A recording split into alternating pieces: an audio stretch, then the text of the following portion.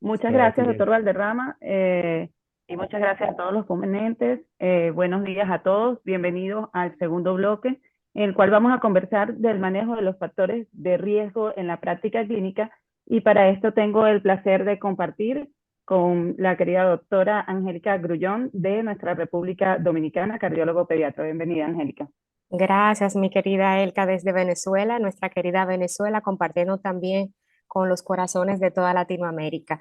Y nuestro siguiente bloque, vamos, como bien lo dijo el doctor Pablo, a compartir los factores de riesgo. Y para mí es un honor presentar a la doctora Elaine Urbina de Estados Unidos, quien es directora del Departamento de Prevención Cardiovascular Pediátrica del Hospital de Cincinnati. También es una de las autoras principales del estudio de Bugalusa en los años 90 y también ha trabajado en varios estudios de factores de riesgo, tanto en niños como adolescentes obesos. Trabaja directamente en entrenamiento a nivel cardiovascular y también ha trabajado y trabaja con la Sociedad Americana de Pediatría, el Colegio Americano de Cardiología y la Sociedad Americana del Corazón.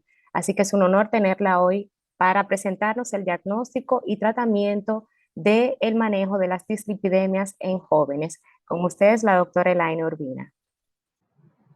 Buenos días, yo soy la doctora Elaine Urbina, directora de Cardiología Preventiva del Cincinnati Children's Hospital Medical Center, y estoy aquí hoy para platicar de diagnóstico y tratamiento de dislipidemia. ¿Por qué necesitamos directrices pediátricas para la prevención de las enfermedades del corazón de los adultos? Aunque el ataque del corazón en niñez es excepcional, sabemos que factores de riesgos cardiovasculares como dislipidemia pueden acelerar el desarrollo de la arteriosclerosis.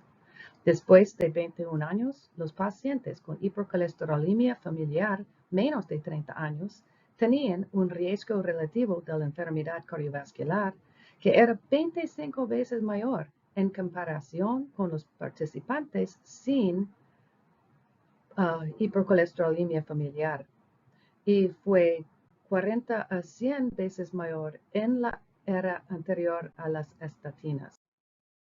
En los Estados Unidos, el Instituto de Salud comprendió que la reducción de factores de riesgo cardiovasculares es importante temprano en la vida. Por eso, ellos designaron un grupo de expertos para desarrollar directrices de salud cardiovascular comprensiva basadas en la evidencia en la literatura. Este documento es diferente de las directrices previas porque las recomendaciones fueron desarrolladas después de revisar más que 10,000 documentos y no es solamente la opinión de los expertos.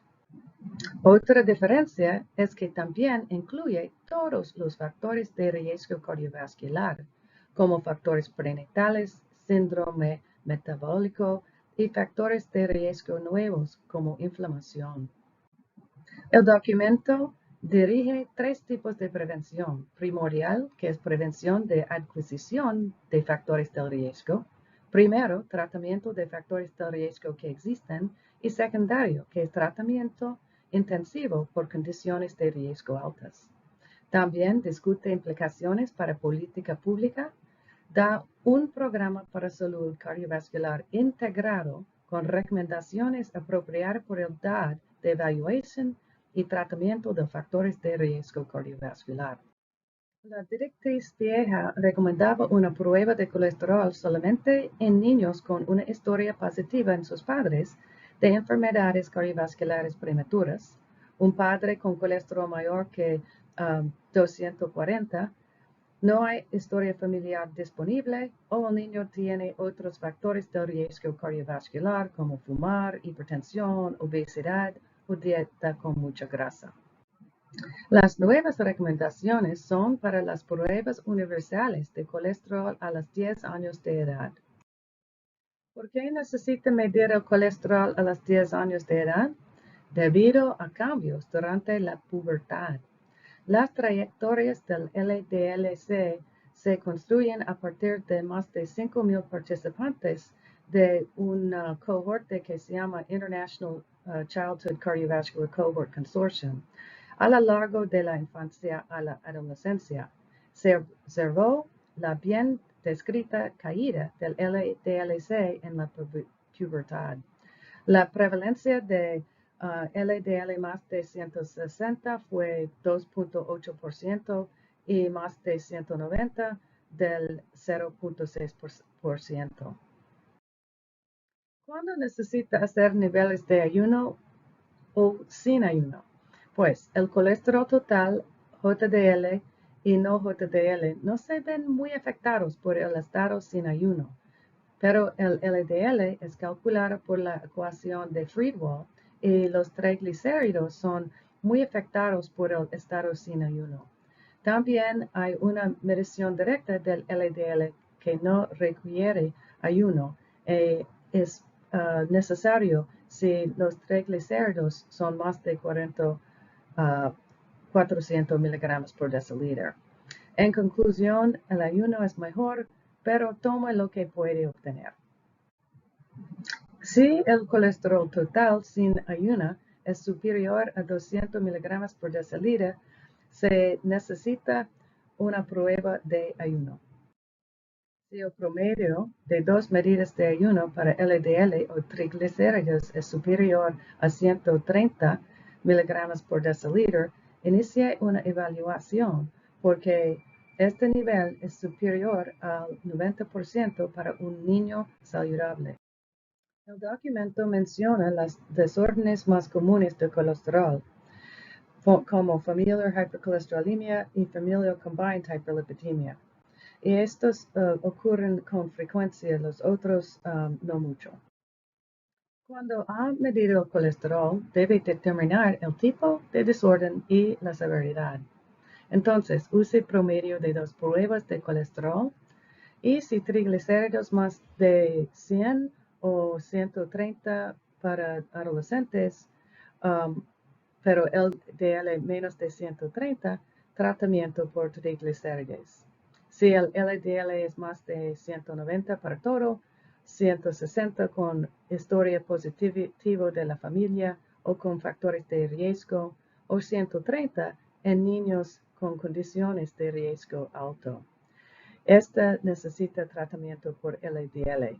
Necesita excluir causas secundarias, evalúe por otros factores de riesgo cardiovascular, empieza dieta sana y vida saludable. Y necesita reevaluar en no más de 6 meses. Necesita evaluar por causas secundarias como medicinas, como problemas endocrinológicos, como tiroides, desórdenes raros como glycogen storage o problemas con hígado, síndrome nefrótico o otros. Necesita también evaluar por otras comorbilidades como hiperinsulinemia, hipertensión, fumando, dieta y ejercicio. Otras pruebas no son necesarias, excepto lipoprotein A en niño con derrame cerebral, ApoB, A1 o Lp(a) si los padres tienen ataque de corazón, pero no tienen factores de riesgo cardiovascular. Para dieta saludable para niños, necesita reducir bebidas con azúcar, menos de 4 onzas por día del jugo, solamente agua y leche sin sabor y baja en grasa. Puede alentar dieta con mucha fibra y límite a comida corriente. Necesita equilibrar las porciones al nivel de actividad física. También una dieta Dietary Approaches to Stop Hypertension tiene muchas frutas, verduras, granos integrales y menos sal y es muy saludable. Y la prescripción clínica de la obesidad para niños y adolescentes debe ser una clínica multidisciplinaria. Y desafortunadamente necesita considerar cirugía bariátrica si el índice de masa corporal es más de 35 kilogramos por metro square con otros factores del riesgo cardiovascular. Aquí son las recomendaciones por edad para actividad física. Nacimiento, 1 año, los padres deben hacer ejercicio regularmente. 1 a 4 años, los niños necesitan jugar mucho y necesitan límite actividades sedentarias, a menos de 2 horas diarias. 5 a 10 años, también necesita ejercicio moderado 1 hora diario y vigoroso 3 días por semana. También límite para actividades sedentarias. Y adolescentes, son los mismos. Aquí es la dieta recomendada para todos los niños, que se llama Cardiometabolic Heart Healthy Integrated Lifestyle Diet. Comida con no más que 30% calorías de grasa, 10% de grasa saturada, en el resto grasa mono y polidesaturado, menos de 300 miligramos de colesterol y evite grasa del tipo trans fat. Dieta Child 2 por LDL alto es para niños más de 2 años y es posible que va a necesitar una dietista registrada para este tipo de terapia.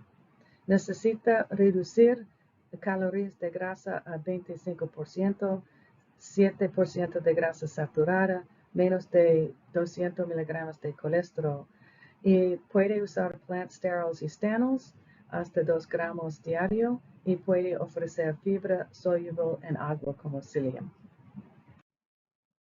¿Qué son sterols y stanols de plantas? Pues son similares en estructura con el colesterol, pero no causan arteriosclerosis. Empiezan a compartir por absorción en el intestino, resultando en menos absorción de colesterol de animales. En los Estados Unidos pueden comprar en forma de vitamina y en una leche, margarina y jugo de naranja especial. Dieta Child 2 por triglicéridos alto es la misma recomendación para grasa de Dieta Child 2 por LDL, pero también necesita reducir consumo de azúcar y no bebidas con azúcar adicional. Necesita reemplazar carbohidratos simples con complejos y necesita comer más pescado para aumentar consumo de omega 3 ácidos grasos. Aquí está el algoritmo para LDL.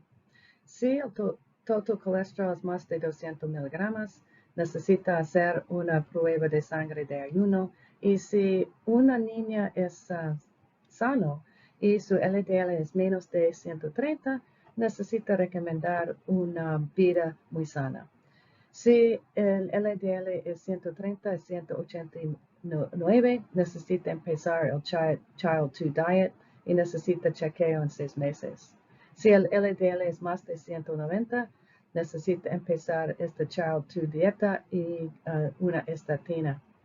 Para una niña con riesgos cardiovasculares, si su LDL es más de 130 y tiene una condición muy grave, necesita empezar Child 2 Diet y estatina.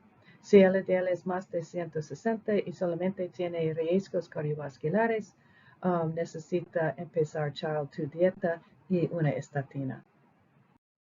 Aquí son definiciones de niveles de factores de riesgo. Factores de riesgo severos son hipertensión que necesita medicina, si fuma, obesidad severa o presencia de condiciones de riesgo alto.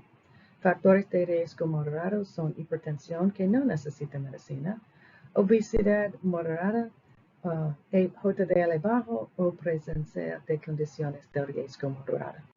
Aquí son las condiciones de riesgo alto, como diabetes mellitus por los 2 tipos, enfermedades de riñones, trasplante, síndrome de Kawasaki con aneurisma coronario, y moderados son síndrome de Kawasaki sin aneurisma, enfermedades con inflamación, infección por SIDA y síndrome nefrótico.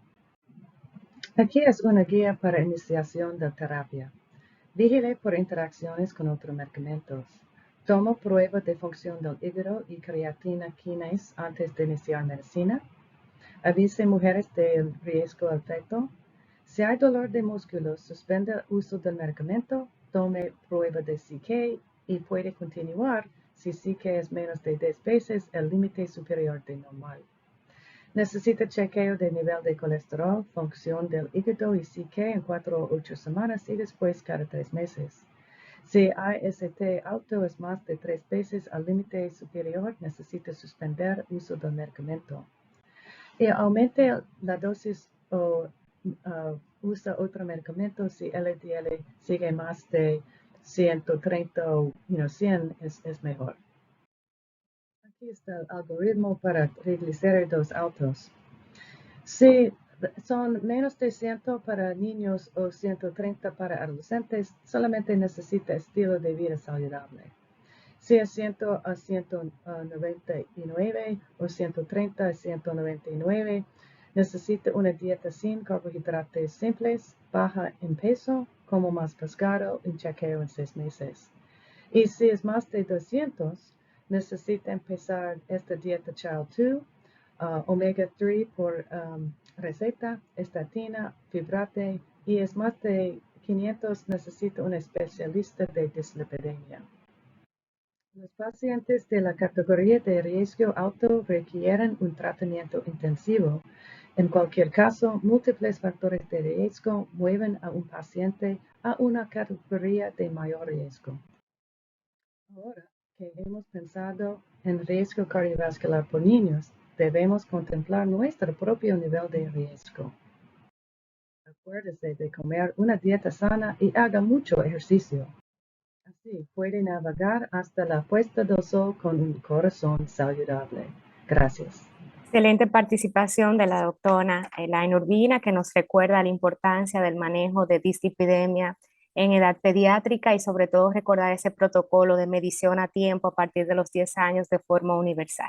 Continuamos con este bloque de factores de riesgo y su manejo en la práctica clínica y ahora vamos a hablar de lo que es la parte de sedentarismo en adolescentes y en la edad pediátrica, tan importante luego de la pandemia, por el profesor Luis Rodrigo de Lima, el cual es profesor del Instituto tanto de Actividad Física como Deporte de la Universidad Federal de Alagosa y actualmente está estudiando y está trabajando en dos proyectos de investigación muy importantes en cuanto a lo que es la prevención primaria y secundaria y cómo esto impacta en el desarrollo de la salud cardiovascular en niños y adolescentes y también el impacto de las enfermedades cardiovasculares y metabólicas en estos niños en edades tempranas y su consecuencia a través de la prevención primaria. Con ustedes el doctor Rodrigo de Lima.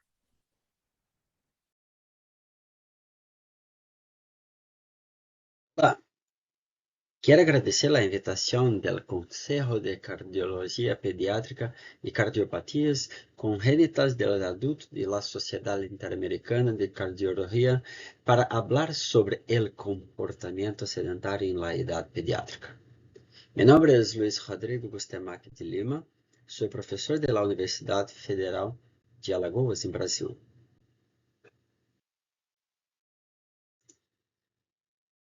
¿Qué es el comportamiento sedentario? Actualmente, el sedentarismo y la actividad física son conductas distintas, considerando sus determinantes, consecuencias e intervenciones. Por tanto, son dos condiciones distintas que pueden coexistir, es decir, el individuo puede cumplir con las recomendaciones de actividad física y al mismo tiempo acumular tiempo en conductas sedentarias en exceso. E se encontra dentro de um contínuo de gasto energético que vai desde valores muito baixos, como o gasto energético em repouso à atividade física vigorosa. Sin embargo, essencialmente, tanto o comportamento sedentário como a atividade física são comportamentos que se traduzem em movimento ou na falta de ele, que tem um efeito em aspectos fisiológicos do corpo.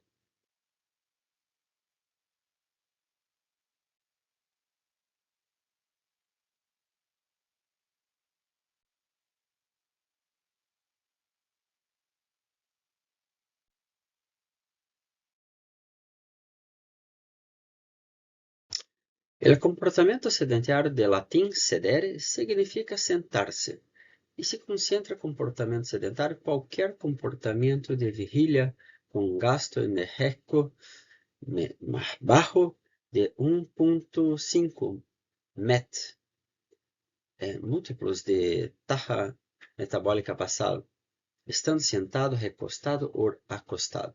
El comportamiento sedentario se relaciona con actividades en las que el individuo encuentra sentado, reclinado o acostado, es decir, la posición del cuerpo es importante. Además, El comportamento sedentario se define por un gasto enérgico reducido de 1 a 1,5 equivalente metabólico de la tarea. Es un múltiplo de la tasa metabólica basal. Sin embargo, en la práctica, lo que los instrumentos pueden captar del comportamiento sedentario como aproximaciones es tiempo de permanencia sentado y tiempo de uso de las pantallas como teléfonos inteligentes, pantallas de TV, computadoras, entre otros. Por lo que estos dos indicadores son indicadores importantes en el estudio del sedentarismo. La integración del sedentarismo en el sueño, en la actividad física, en una perspectiva de 24 horas todavía se asume como un nuevo paradigma. Sin embargo, dado el tiempo que dispomos, solo me centraré en un análisis aislado del sedentarismo.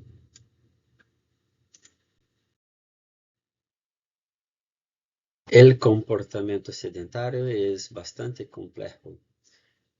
Es traducido el tiempo sentado en tiempo en frente a la pantalla. Tiene numerosas características, tales como indicadores de volumen, duración, frecuencia, bloqueos o interrupciones del comportamiento sedentario. Además, el gasto energético en las posiciones en que se produce el comportamiento sedentario en los ámbitos de ocio, de las actividades domésticas, el estudio de los viajes.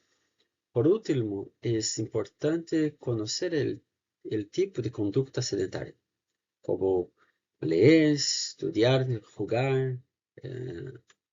El tiempo en frente a la pantalla también es importante porque necesitamos saber dónde en torno se produce este exceso de tiempo en frente a la pantalla y en qué dispositivo, sea en televisor, en computador o teléfono inteligente, em que tipo de contenido se consumido en la pantalla, así como mentalmente hablando, y que hace pasando en ese individuo.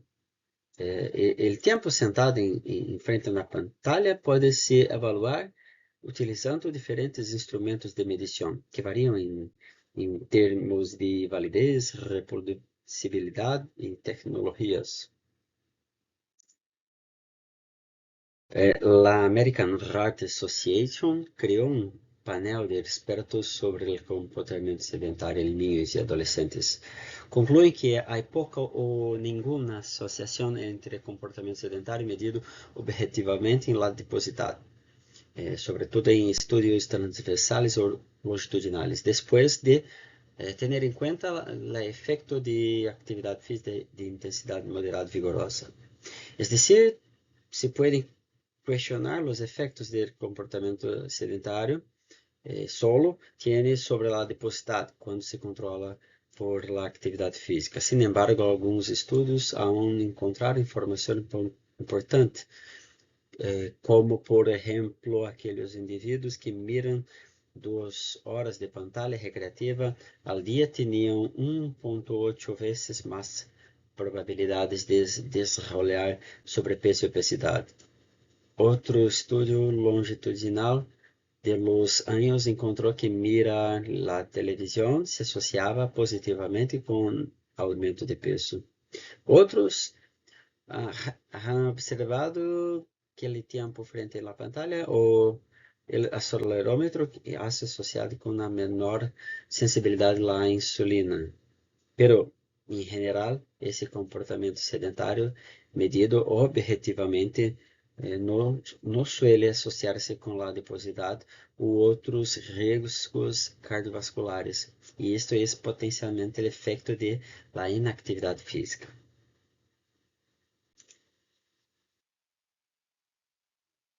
Es eso. Las recomendaciones de la actividad física publicadas por la Organización Mundial de la Salud indican que los niños y adolescentes de 5 a 17 años realizan al menos 60 minutos de actividad física de intensidad moderada y vigorosa al día. e, em sua maioria, atividade aeróbica de intensidade moderada e vigorosa, que incluem também atividade que fortalece os músculos e huesos 3 vezes por semana. Estas atividades sabidamente mejoran la condición física de la salud cardiometabólica, la salud ósea y la cognición, así como la salud mental. Sin embargo, el OMS sugiere disminuir el comportamiento sedentario, pero no deja claro el punto de corte que define el exceso o niveles preocupantes de tiempo sentado ou mesmo de la pantalla.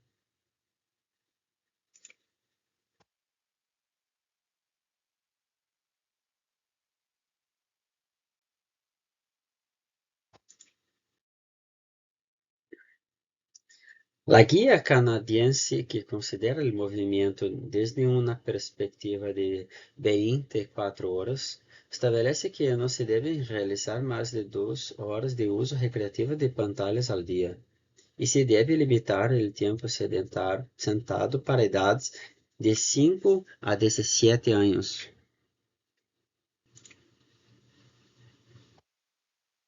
Para niños de 1 a 2 años se sugiere no permanecer sentados más de 1 hora en una posición fija, y para menores de 2 años se desaconseja en absoluto el tiempo sedentario en frente a la pantalla. Incluso para mayores de 2 años, el tiempo en frente a la pantalla no debe ser superior a 1 hora, cuanto menos mejor. Para niños en edad preescolar de 3 a 4 años, el comportamiento sedentario no debe durar más de 1 hora.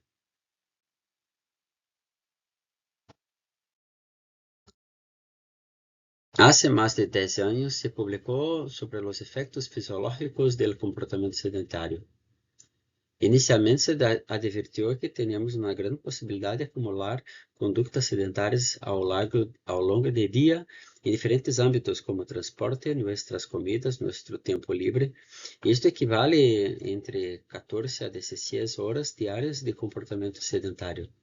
Se descartó la posibilidad de efectos nocivos de comportamiento sedentario sobre los parámetros de salud cardiovascular, ósea y vascular, siendo que algunos de estos efectos son compartidos por la práctica de actividad física, es decir, cuando la actividad física aumenta, estos riesgos se mitigan. Sin embargo, cuando estos efectos son específicos, algunos de estos efectos son específicos de comportamiento sedentario.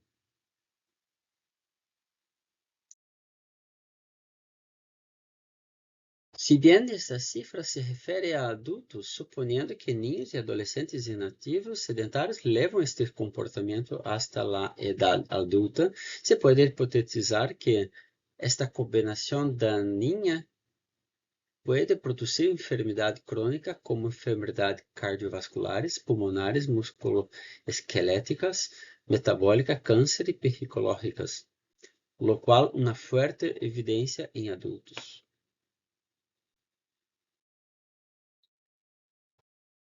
Como aproximação, considerando níveis insuficientes de atividade física a nível mundial em 2016, el 81 los estudiantes entre 11 y 17 años no realizaban suficientes niveles de actividad física.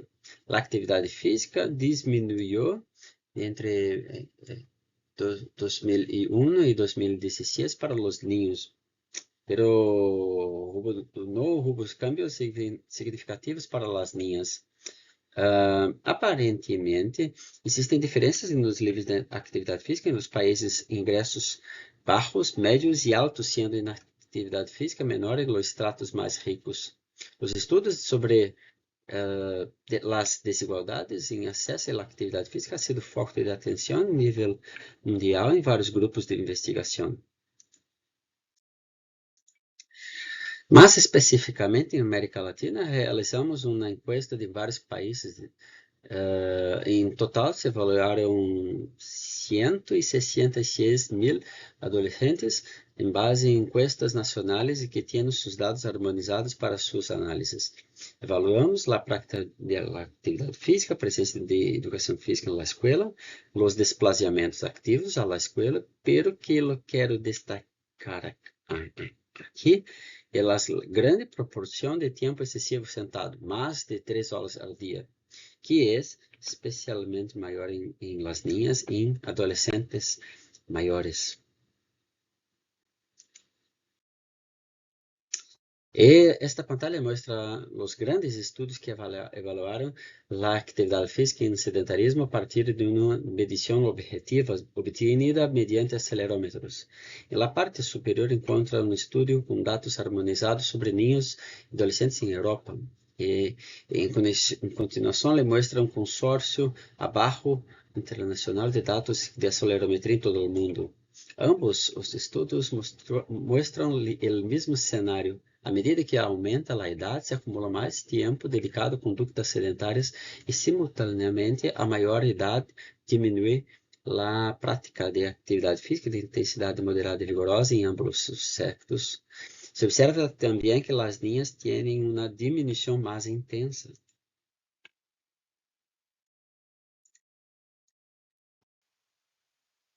Pero, ¿cuáles son las posibles intervenciones para reducir el comportamiento sedentario? Ya se han realizado muchas revisiones sistemáticas sobre intervenciones que se centraron en incrementar la práctica de la actividad física en niños y jóvenes.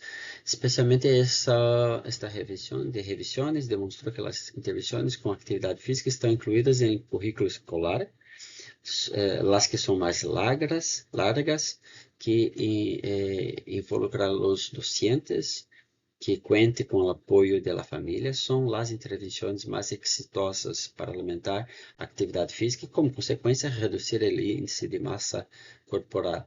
El éxito también se observa en intervenciones que tienen múltiples componentes para promover la actividad física que utilizan teorías de cambio de comportamiento. Estudos hipotéticos baseados en manipulaciones matemáticas en los que el tiempo de sedentarismo es sustituido, reubicado por la práctica de actividad física, han demostrado resultados muy interesantes. Esta revisión sistemática mostró que cuando el comportamiento sedentario se reemplaza por actividad física de intensidad moderada y vigorosa, parece haber un efecto sobre la adiposidad, la aptitud aeróbica y los marcadores cardiovasculares y metabólicos. Sin embargo, la resignación del comportamiento sedentario a actividades físicas ligeras o vigorosas no ha sido respaldada y no es concluyente. También hay que tener en cuenta que el panel de expertos en comportamiento sedentario de American Heart Association señaló que las intervenciones específicas para comportamiento tienen un efecto pequeño, pero aún significativo, y parecen funcionar mejor con individuos menores de 6 años y intervenciones que ocurren en más de hace 6 meses. Las intervenciones diseñadas para reducir específicamente el comportamiento sedentario parecen variar según el estado de peso y funcionan menos bien en niños con sobrepeso o obesidad. Las intervenciones parecen ser más efectivas en niños en edad escolar por la reducción de la autonomía y por un control sobre el entorno. Las estrategias más efectivas en reducir el sedentarismo incluyen cambios estructurales en el entorno, participación familiar y control de dispositivos electrónicos de monitoramiento de televisión. Por ello, algunas sugerencias apoyan el fomento de que la familia, la escuela y toda la comunidad pasen menos tiempo enfrente a la pantalla y menos tiempo sentado para juegos más activos. Bien, el comportamiento sedentario no es actividad física, sino es actividad con bajo gasto energético, especialmente sentado, tumbado o reclinado, habitualmente utilizando las pantallas. provoca danos em diversos sistemas fisiológicos que por isso se le recomenda hasta 2 horas de tempo de la pantalla recreativa, además limitar tempo sentado, incluindo interrupções por períodos prolongados e a prevalência de tempo excessivo sentado em frente à pantalla supera eles 50%, pero sofre limitações de instrumentos de medida.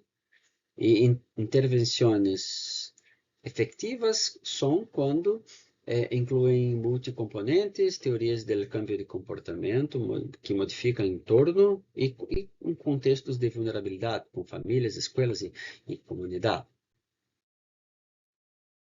Quisiera agradecer a la Universidad Federal de Alagoas, a mi grupo de investigación, a los estudiantes de graduación, maestría y doctorado, y también agradezco a las agencias financiadoras del Estado de Alagoas de Brasil.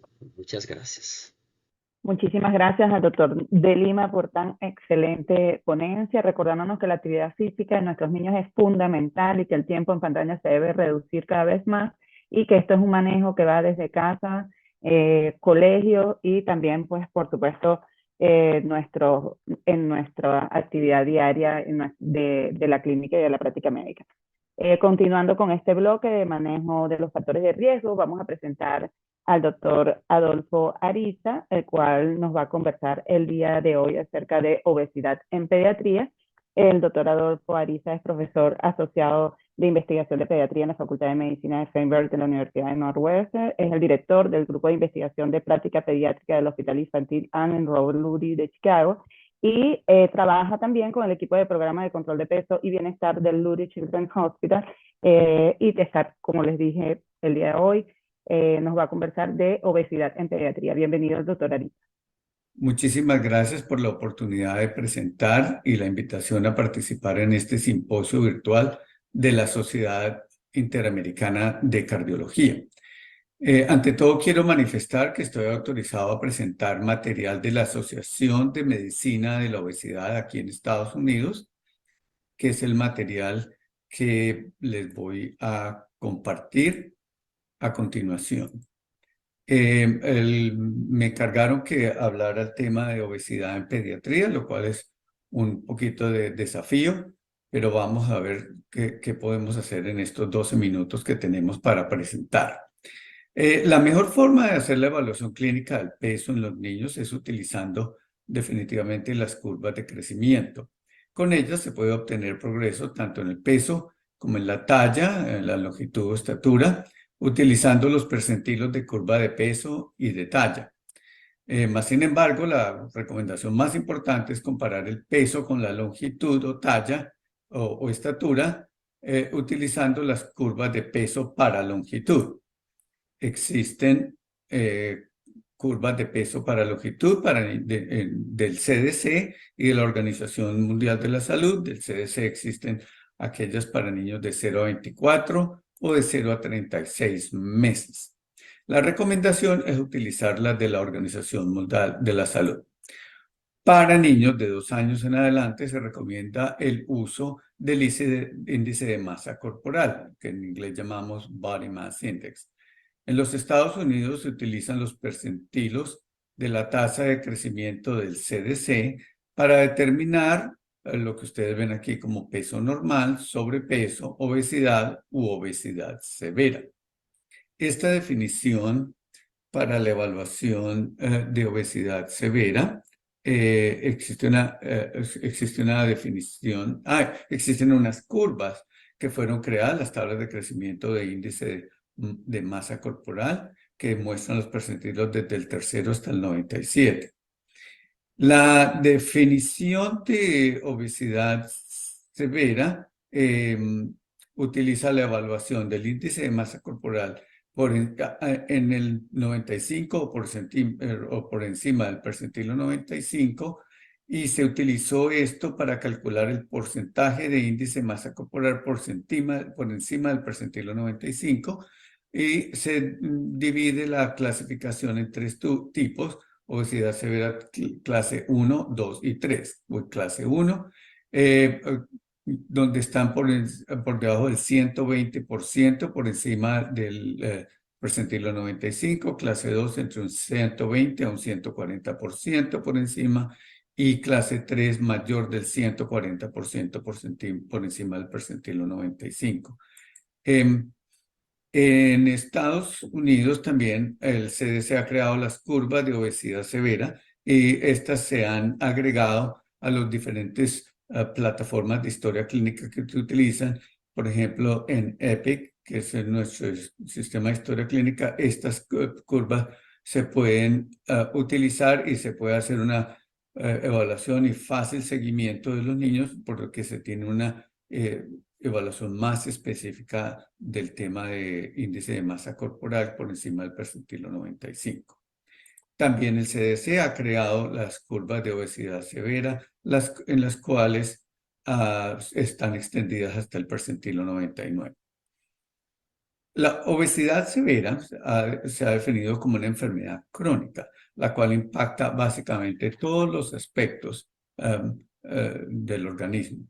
El aspecto endocrino, hay una respuesta a un impacto endocrino, en donde hay alteraciones en el sistema de señales entre el tejido graso y endocrino manifestadas por resistencia periférica a la insulina, enfermedad de hígado graso, alteraciones que conllevan ya a la diabetes tipo 2, etcétera, y alteraciones relacionadas con esto, alteraciones en toda la parte de los lípidos y todo lo relacionado con el metabolismo de la glucosa y metabolismo de la glucosa y de las grasas.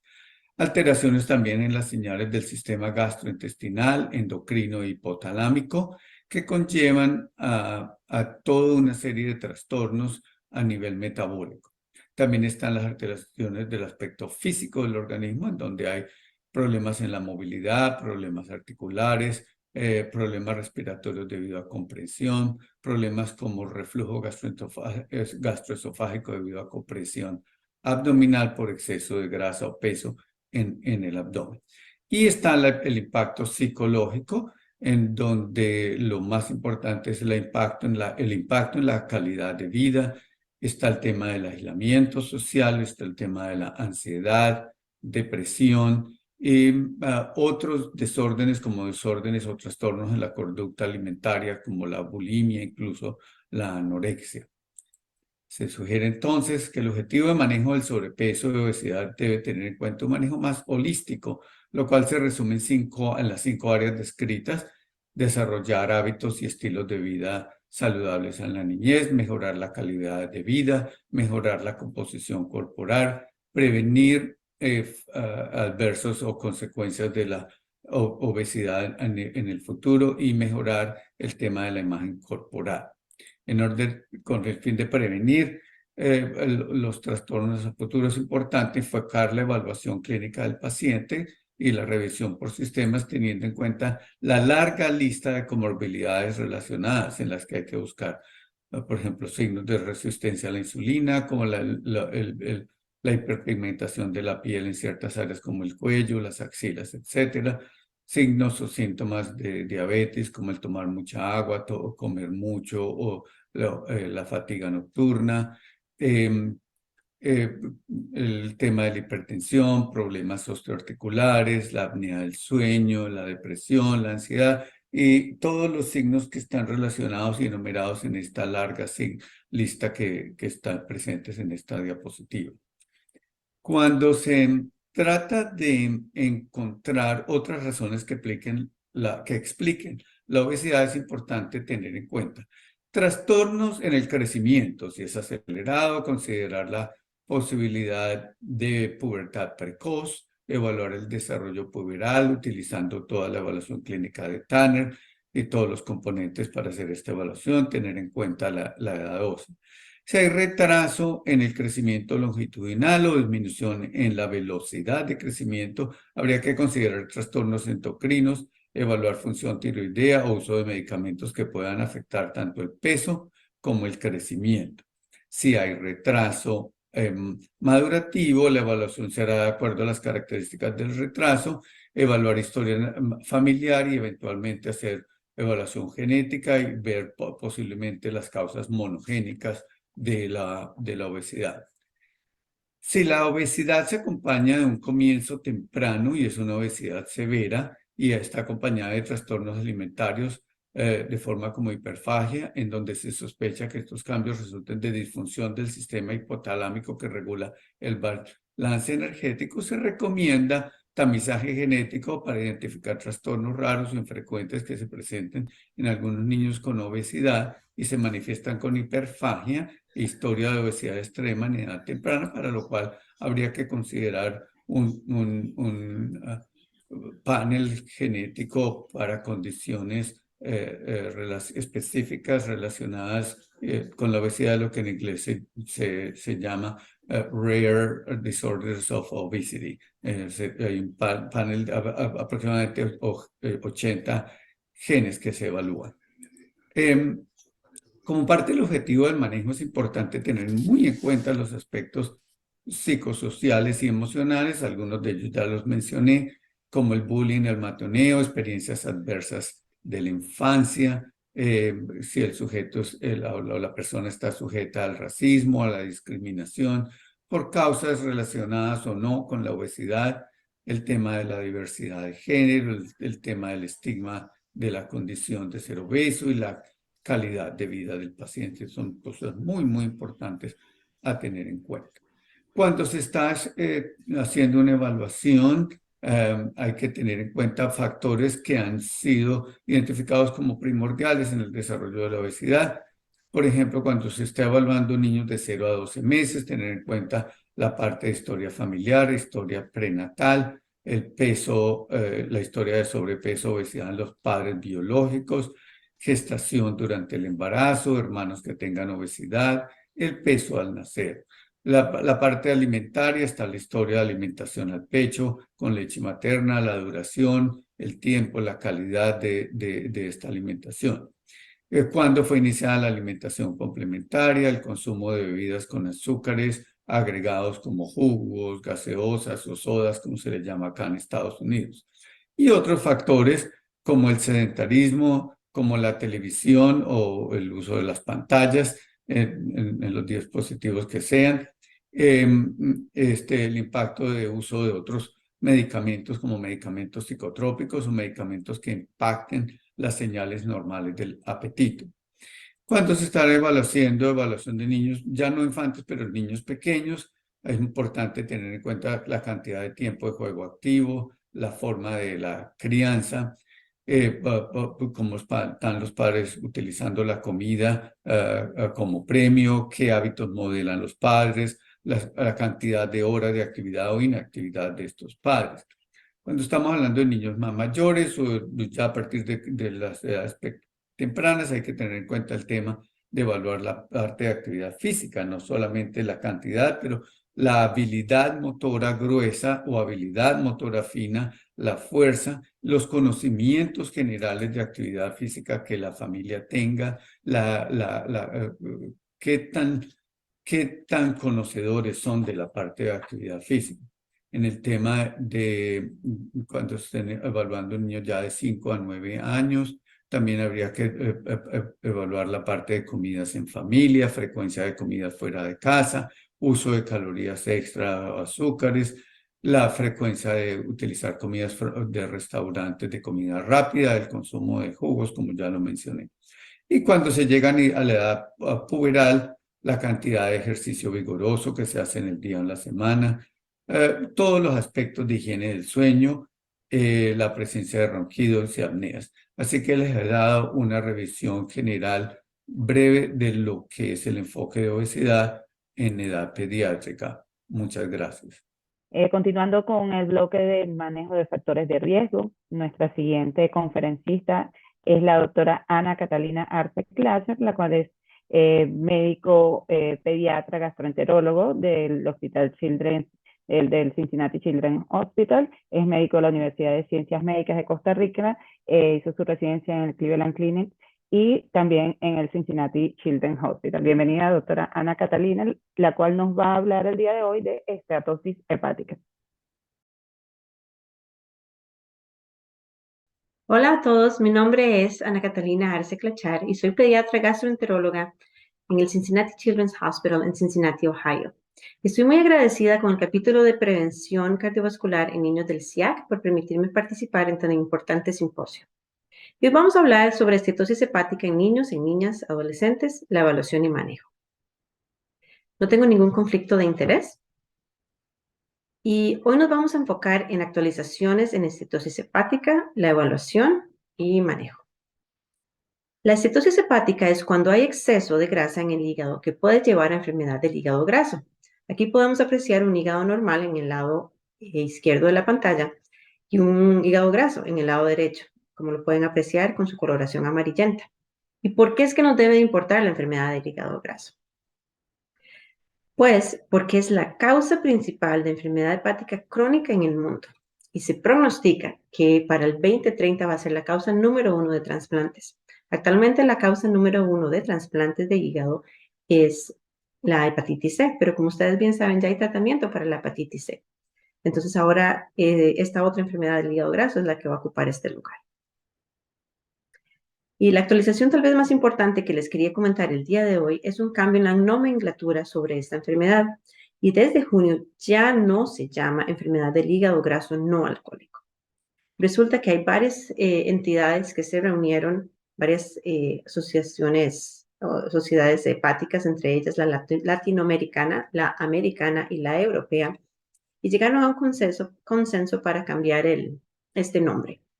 ¿Y por qué? Porque realmente este nombre acarrea mucho estigma y con eso se espera también incluir más o expandir más sobre qué es esta enfermedad. Entonces, ¿ahora cómo se llama? Pues se llama enfermedad hepática esteatóxica y se divide en varias categorías. Entre ellas está la MASLD, la METALD, el ALD, etiología específica y la criptogénica. Y vamos a hablar un poco sobre cada una de ellas. Entonces, la MASLD es la que se conoce como enfermedad hepática esteatóxica asociada a disfunción metabólica, que antiguamente era la enfermedad de hígado graso. Y esta debe tener el mismo criterio que anteriormente, más un factor de riesgo metabólico. Se deben de excluir otras causas de enfermedad hepática y el consumo de licor debe ser de menos de 20 gramos por día en mujeres y menos de 30 en hombres. La otra categoría es una nueva categoría que está aquí, como pueden apreciar, en la que hay el MASLD más un aumento en la ingesta de licor, en más de 20 gramos en las mujeres y más de 30 gramos por día en los hombres.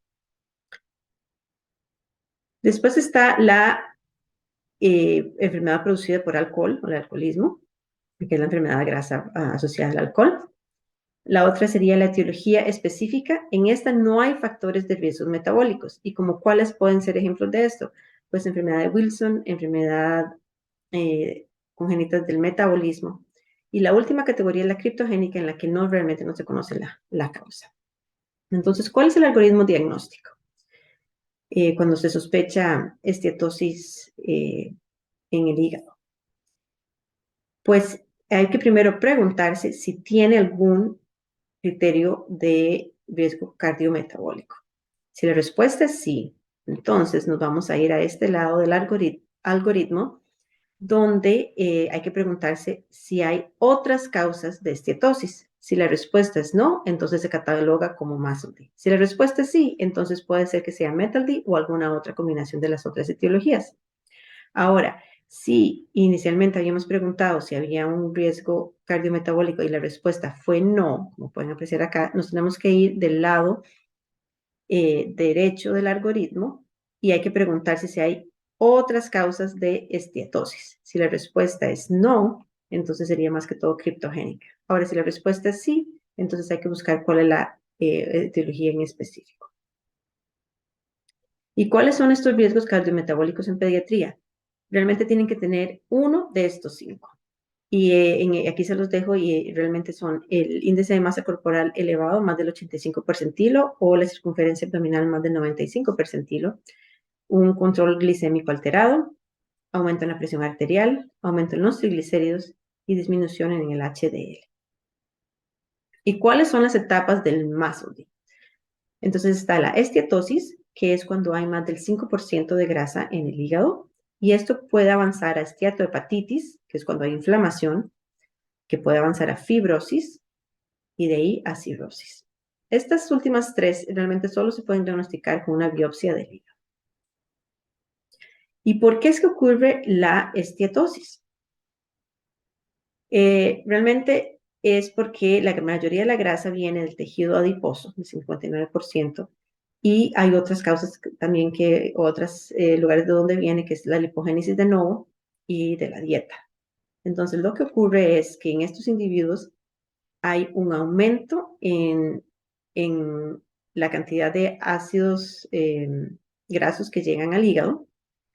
Hay también un aumento en la lipogénesis y hay una disminución en la secreción de los triglicéridos, a la vez que hay una disminución en la oxidación de los ácidos grasos. Entonces, todo esto lleva a acumulación del hígado, de grasa en el hígado que no puede salir.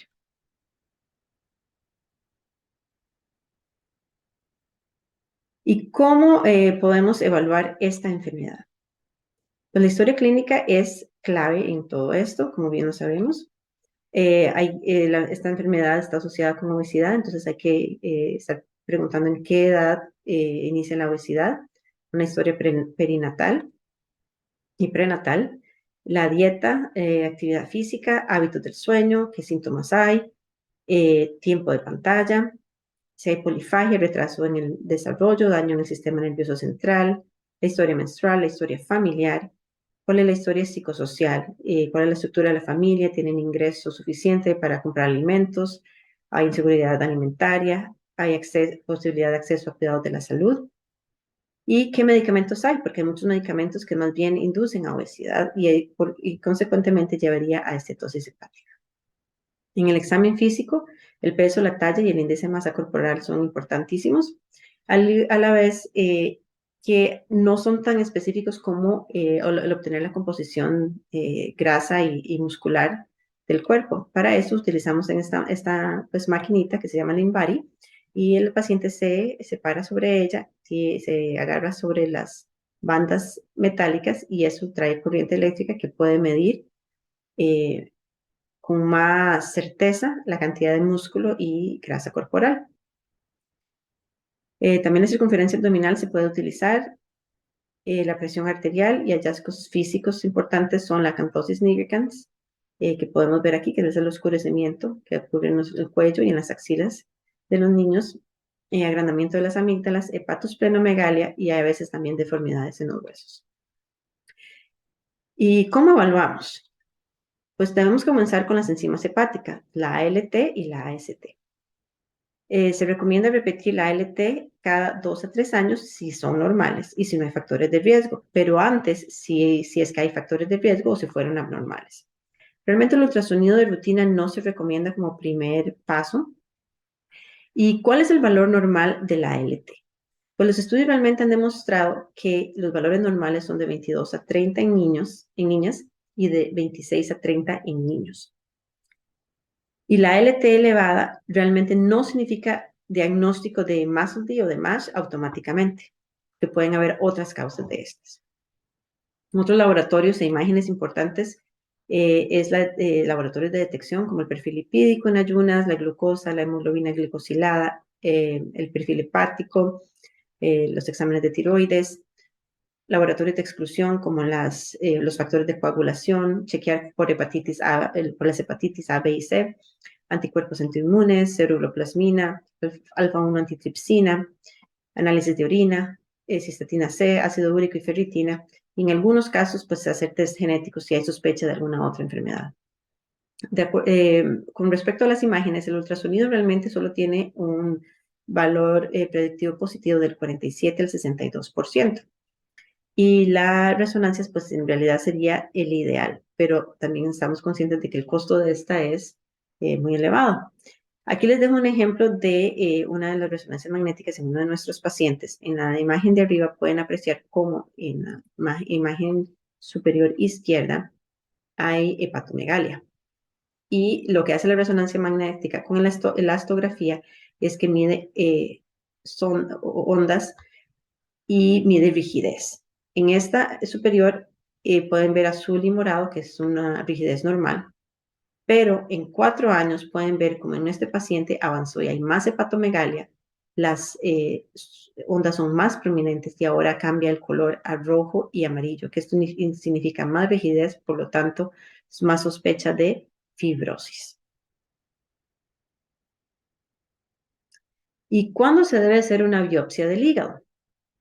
Pues cuando tenemos sospecha de otras enfermedades y tenemos que excluir a otras, cuando las enzimas del hígado, sobre todo la ALT, están mayor de 50 por más de 6 meses, cuando hay múltiples comorbilidades o hay resultados preocupantes de la resonancia magnética.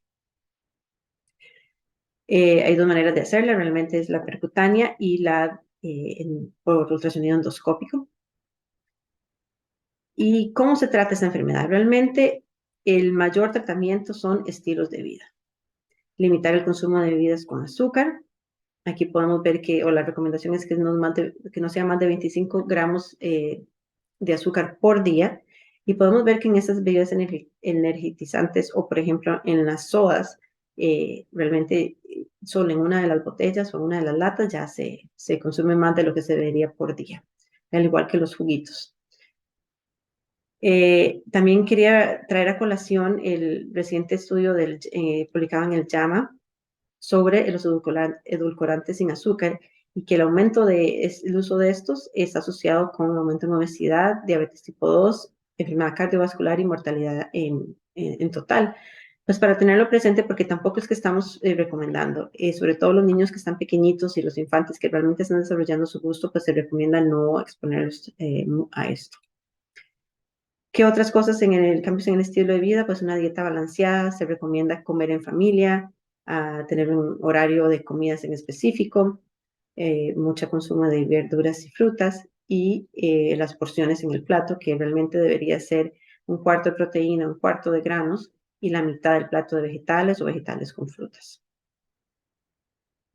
Se recomienda el ejercicio vigoroso moderado de 150 minutos por semana y limitar el uso de la pantalla. Ahora, de acuerdo a los medicamentos, realmente no hay medicamentos aprobados por la FDA hasta el momento para MASLD y MASH. Ahora, usamos off-label la alta dosis de vitamina E, que se usa como un antioxidante. Y en estos son en casos de esteatosis esteatohepatitis confirmada con biopsia. Y la cirugía bariátrica se puede considerar en niños mayores de 12 años con un índice de masa corporal mayor a 35 con comorbilidades o más de 12 años con un índice de masa corporal mayor de 40. Y se ha visto que hay una resolución del 85% de la esteatohepatitis en pacientes que han tenido estas cirugías. Ahora, una nota rápida sobre la alta dosis de vitamina E en niños. Es un alfa-tocoferol, que es un antioxidante. Y como les digo, se usa off-label y se ha visto que ayuda en la resolución aumento en la resolución del MASH. Pero solamente el 40% de los pacientes, como pueden ver en este estudio, ha tenido realmente respuesta y resolución. Y no se vio ningún efecto en la fibrosis en ninguno de estos estudios. Hay también recientemente farmacoterapia aprobada por la FDA para obesidad pediátrica, y aquí se los menciono, y en eso quería pues nada más nombrar a los últimos que están en boga, que son la liraglutida y la semaglutida, que son los agonistas del receptor del péptido similar al glucagón tipo 1, que ha tenido grandes efectos en la pérdida de peso y por ende también se ha visto efectos positivos en la esteatohepatitis. El porcentaje de pérdida de peso, de acuerdo a las intervenciones que están pues ustedes seguramente muy pendientes, es el cambio en el estilo de vida. Realmente no es muy grande la pérdida de peso que se puede ver con este. Y la farmacoterapia, los mayores han sido con los GLP-1s o agonistas del GLP-1, sobre todo la semaglutida y la tirzepatida, que pueden ver que se comparan casi que con la cirugía bariátrica. Entonces, los puntos para llevarse a casa. Hay una nueva nomenclatura para la enfermedad hepática esteatóxica. Los valores normales de la ALT para niñas son del 22 a 30 y para los niños de 26 a 30. El manejo es más que todo cambios en el estilo de vida. No hay tratamiento farmacológico aprobado. y se puede utilizar vitamina E off-label. No hay nuevos medicamentos aprobados, perdón, hay nuevos medicamentos aprobados para la obesidad en pediatría con resultados muy prometedores para el muscle y el MASH, pero no se recomiendan como monoterapia. Y bueno, quisiera nada más agradecer a las doctoras Sardela Flores y a Brenda Alarcón por su invitación y el capítulo de prevención cardiovascular en niños del Consejo de Cardiología Pediátrica y Cardiopatías Congénitas, y a mi grupo en el Centro de Cetohepatitis del Cincinnati Children's. Aquí les dejo mi contacto. Muchas gracias. Muchísimas gracias por tan excelente conferencia, maravilloso todo el tema, como fue descrito. Y bueno, tenemos varias preguntas y vamos a aprovechar el tiempo para realizarlas. Para esto le pedimos por favor a los conferencistas que se mantengan conectados con el video encendido de ser posible. Vamos a iniciar con una pregunta que enviaron para la doctora Elaine. Le hacen el comentario de excelente charla, doctora Elaine. Una consulta: en caso de pacientes con indicación de LDL y que no se logra el objetivo, ¿cuál sería la asociación recomendada de medicación? ¿Y qué es el nivel de LDL que tiene este paciente? No, hacen la pregunta de modo general, doctora, solamente con indicación, debe ser con elevación de LDL, que están tratándolo y entiendo que no logran el objetivo. Actualmente no entiendo la pregunta, porque está en un tratamiento y el nivel no ha bajado suficiente. Exacto, exactamente. Okay. Well, Sí, también probablemente es que tenga un solo medicamento. Quizás lo que quieren Okay. decir es que tenga ¿cuál Okay. sería su asociación? Sí, depende qué otros factores de riesgo tiene. Por ejemplo, si una persona tiene diabetes, necesita bajar hasta el nivel de LDL menos de 100 y va a necesitar aumentar el dosis de una estatina o necesita usar Zetia o puede usar un PCSK9 inhibitor, que son inyecciones. Si una persona no tiene otros riesgos de factores, pueden bajar hasta 130 y probablemente no van a necesitar un PCSK9 inhibitor. Ok, muchísimas gracias y nuevamente felicitarlo a todos por acompañarnos el día de hoy. Ha sido un honor y una actualización de estos factores de riesgo. Para el doctor Adolfo Ariza nos pregunta en el chat, ¿cómo podemos enmascarar lo que es el sedentarismo y la obesidad como un factor de riesgo en aquellos niños que cuentan con una condición o un trastorno psicometabólico? Ya había respondido a la otra pregunta acerca de las tablas de la Organización Mundial de la Salud por el chat y nos preguntan esta siguiente pregunta. Gracias por la pregunta. La verdad es que a mí no me quedó muy clara la pregunta, por eso no la contesté en el chat. No entiendo el tema de enmascarar la verdad que no me queda claro exactamente cuál es la pregunta, por eso no contesté.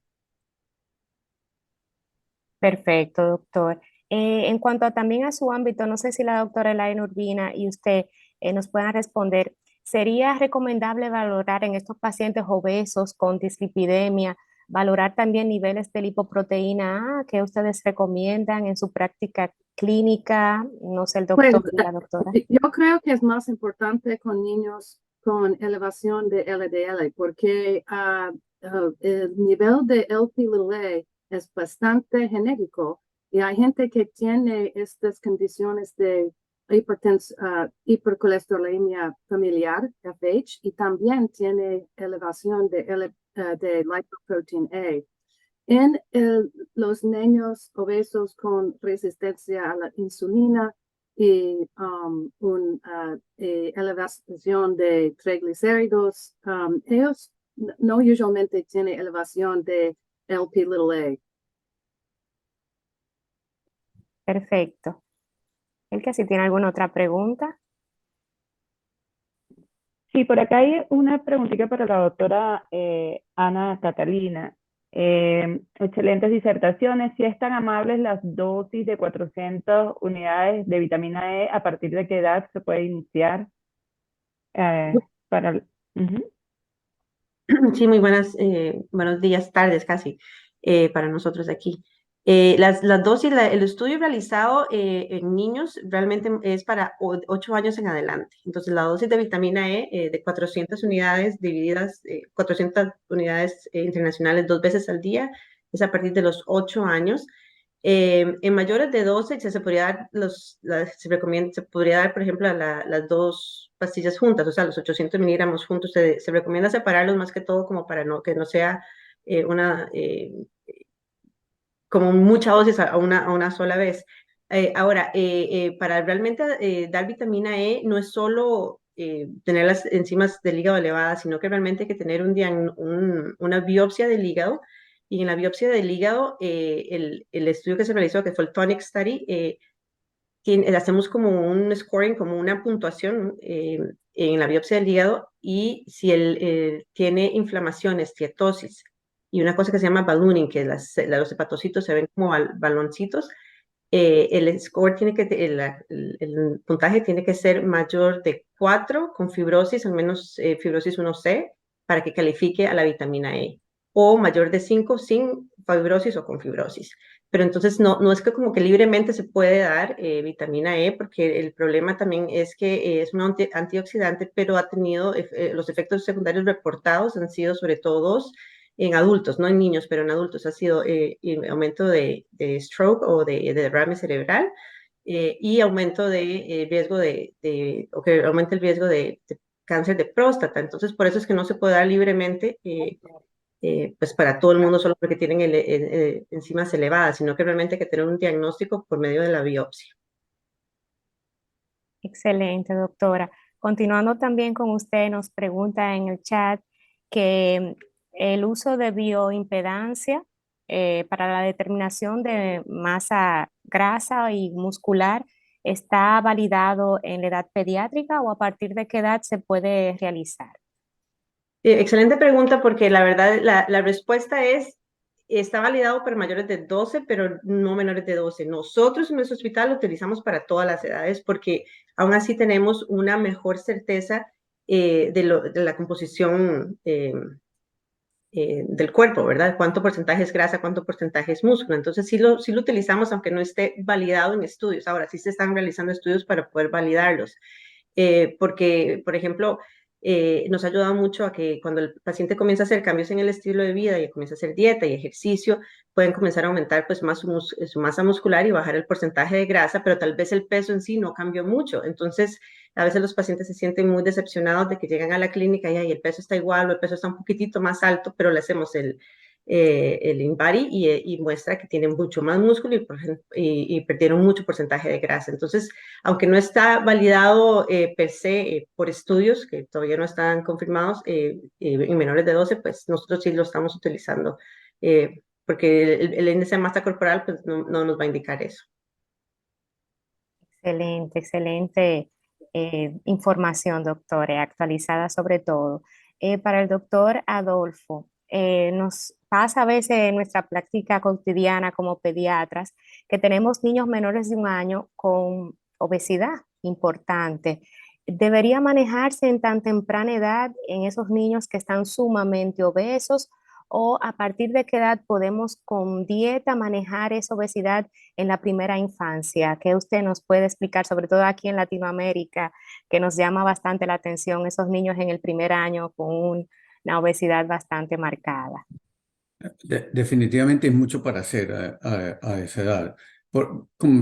Creo que hablé muy rápidamente, todos los factores a tener en cuenta durante el primer año de vida son las áreas específicas en que trabajar. El tema de la alimentación al pecho, existe mucho el tema de la coexistencia, el co-sleep, que la mamá duerme con el bebé en la misma cama todas las noches, todo el tiempo, sin cambiarlo de habitación. Eso conlleva a alimentación más frecuente, aumento de ingesta calórica y demás. O sea, pequeñas cosas. Hay que comenzar a ver específicamente cómo se está criando, todos los factores de la crianza de ese infante, a ver qué cosas se pueden modificar y definitivamente hay muchas cosas para hacer. Muchos, el tema de alimentación complementaria, azúcares agregados, la frecuencia de uso del biberón o la botella o como se le llame en los diferentes países. Todos, absolutamente todos. Y después hay que comenzar. Si el aumento de peso es exageradamente rápido, habría que tener en cuenta la parte genética y tener en cuenta toda la parte de historia familiar, historia genética, otros hermanos que les haya pasado lo mismo y ya comenzar a tener la alerta de que, ¿será que hay alguna alteración genética familiar? Es muy raro, sucede en el menos del 10% de nuestros pacientes con obesidad extrema que comienza temprano. Pero definitivamente toda la parte de los factores de la crianza que se pueden ir trabajando con el paciente son cosas para hacer. Bueno, muchísimas gracias de verdad a todos los conferencistas que nos acompañaron en este bloque de manejo de los factores de riesgo. Fueron maravillosos y al público por, de verdad, nuestros colegas por las preguntas y por tanta actividad que tuvimos alrededor de ella.